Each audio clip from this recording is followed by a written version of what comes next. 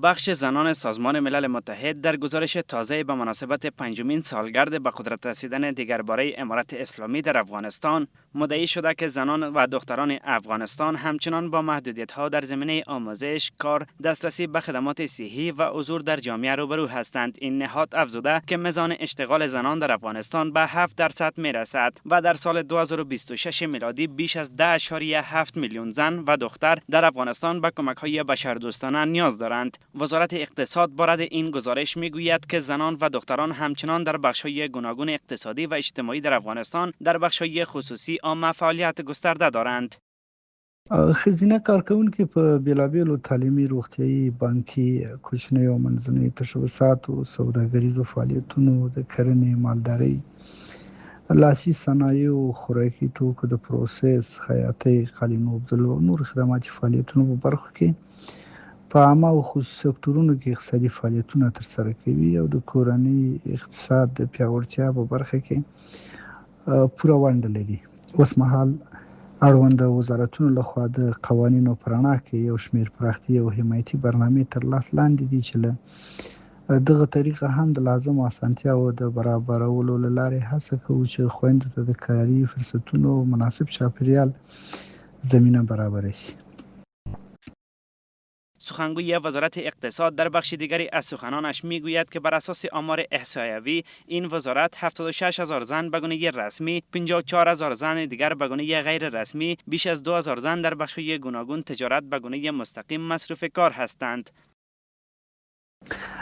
په کلیوالي سیمو کې مېرمنې 80 سلنه د کرنې او مالدارۍ په سکتورونو کې مرکزي رول لري. 80 سلنه د کورنۍ او خوراکي امنیت ښځو پورې اړه لري او په کورني صنعتونو لکه د لبنیاتو په جوړولو، د څارویو پالنه او لاسي صنایعو په برخه کې مهم رول لري. همدارنګه ښځې په غیر رسمي بازار کې لکه د غالیو اوبدلو، جامو ګنډل، خامکدوزیو، د زیوراتو جوړول، د وچو میوو په پروسس کې، د کرنیزو محصولاتو په راټولولو کې پوره برخه لري او د کورنیو د عاید یو مهمه برخه جوړوي.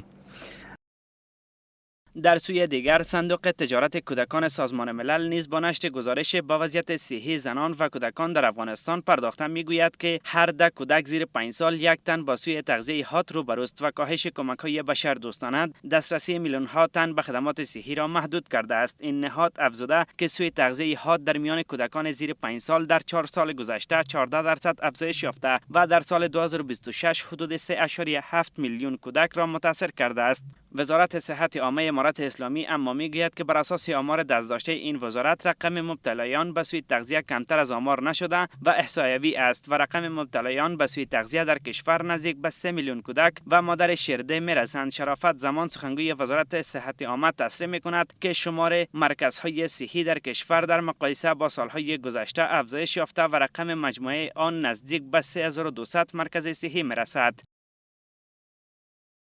لنی کمرغه څومره چې موږ سره ارقام جمع شوي دي تقریبا هغه نسبت تخمین شوي ارقام ته ارقام راکم دي. د 3 میلیونه په شاوخوا کې هغه ماشومان چې هغه په متوسطه او په شدید خوارځواکۍ باندې اخته ول، همدارنګه هغه میندې چې هغه حامله دي او همدارنګه شیدې ورکوونکي دي، هغوی په سوی تغذیه باندې اخته شوي دي، هغوی لپاره روغتیایي خدمات وړاندې شوي دي. البته نسبت وړاندې ته اوس سوی تغذیه ماشومان ته ښه رسېدنه کېږي. مخکې داسې و چې سیټونو کمښت و، په ټول هېواد کې تقریبا 800 په شاوخوا کې سیټونه فعال ول. ول د اسلامي امارت د حاکمیت سره په دې خوا د نړیوالو اداراتو په همکارۍ باندې تقریبا 3200 په شاوخوا کې زموږ سیټونه اوس فعال دي چې په هغه کې د سوی تغذیه میندو او ماشومانو لپاره خدمات وړاندې کېږي. نگرانی ها در مورد وضع محدودیت ها و چالش های صحی فراراه زنان در کشور در حال از سوی نهادهای بین المللی ابراز می شود که امارت اسلامی پیوسته از تامین حقوق زنان و دختران در کشور در پرتو شریعت اسلامی و ارائه خدمات بهتر صحی به همه شهروندان کشور به ویژه زنان سخن زده است و همواره گزارش ها در این زمینه را به شدت رد کرده است.